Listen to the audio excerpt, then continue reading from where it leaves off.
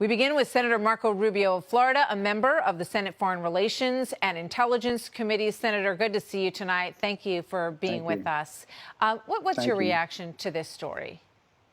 Well, I think, first of all, the tremendous irony, right? And I think, look, this is an example. I mean, he's now claiming that he wants to be treated fairly, but he, as a member of the Intelligence Committee, was going around telling people that the president was an agent of a foreign government. And obviously, when people hear that from someone who's on the Intelligence Committee, they think he must know something. He must know something the rest of us don't know. And in fact, that's became a habit from a lot of people. They will go around saying, well, there's things you don't know that we can't tell you, but it's bad. So a lot of that stuff was going on. It was very unfair to the president. I think in hindsight, we see that it was all not true. And so I think you can't go around behaving that way and then expect that you're going to enjoy the benefit of the doubt. Look, there are legitimate questions. I'm not accusing anyone of anything. It is perhaps exactly the way he says, and I hope he takes up your invitation to come on and explain it. But the broader question here is there are a lot of legitimate questions that I think are important to answer, not just as a member of Congress to his constituency, but in the House if he wants to continue to serve in this important role. And I'm not saying he doesn't have good answers. I don't know.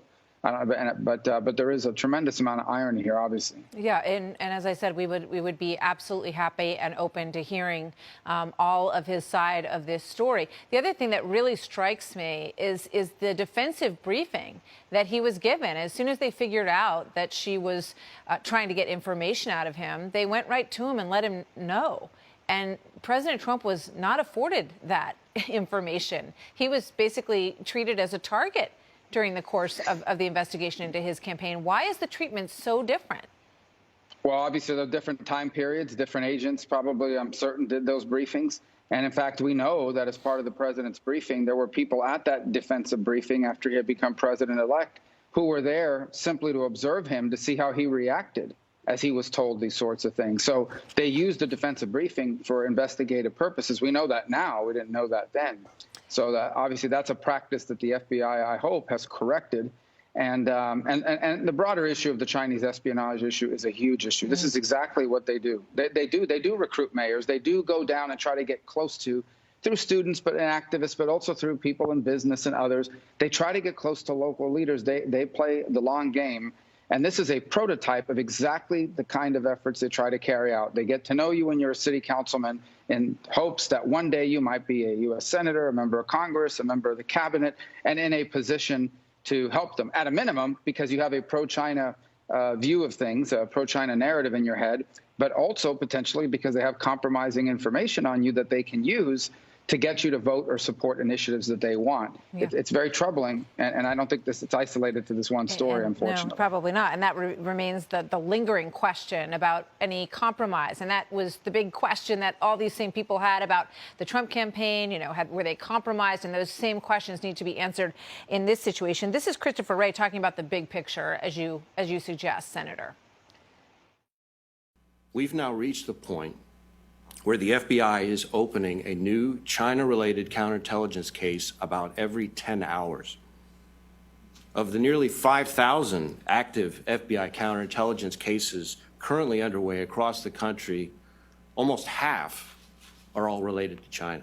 So that's essentially what you were bringing up in terms of the scope of this, which brings me to my next question. There's suggestion that the former mayor of South Bend, Indiana, Pete Buttigieg, is on the short list to potentially become the ambassador to China. This is obviously one of the most important diplomatic relationships that are on that list of countries that you deal with. And, one of the other famous ambassadors to China was President George H.W. Bush, who by that point had been shot down in World War II over the Pacific and earned a medal for his valor in that situation. He had been a member of Congress. He had been the ambassador to the United Nations, and he went on to become the head of the CIA. Is Pete Buttigieg qualified for that role? No, he's not. It's and it's no disrespect towards the mayor of the city, who frankly, just doesn't have the breadth and depth of experience to interacting with China. In fact, his only experience with China, to my understanding, is he worked at McKinsey, the consulting group that actually there's China-related issues with regards to them and some of the companies and things that they've supported. It doesn't mean he's not qualified to be an ambassador somewhere. I just personally believe that you are dealing with the second largest economy in the world, the second most powerful military in the world, a near-peer competitor of the United States, the country with whom the relationship we have will define the rest of the 21st century. I think it's important that we send someone to that post that has some depth of understanding about all the issues related to that country and our relationship with them. And again, with all due respect to the former mayor of South Bend, Indiana, I just don't think that that's what gets you ready for it. Yeah. All right. Senator, thank you. Always good to have you here. Senator Marco Rubio. Good to see you tonight, sir.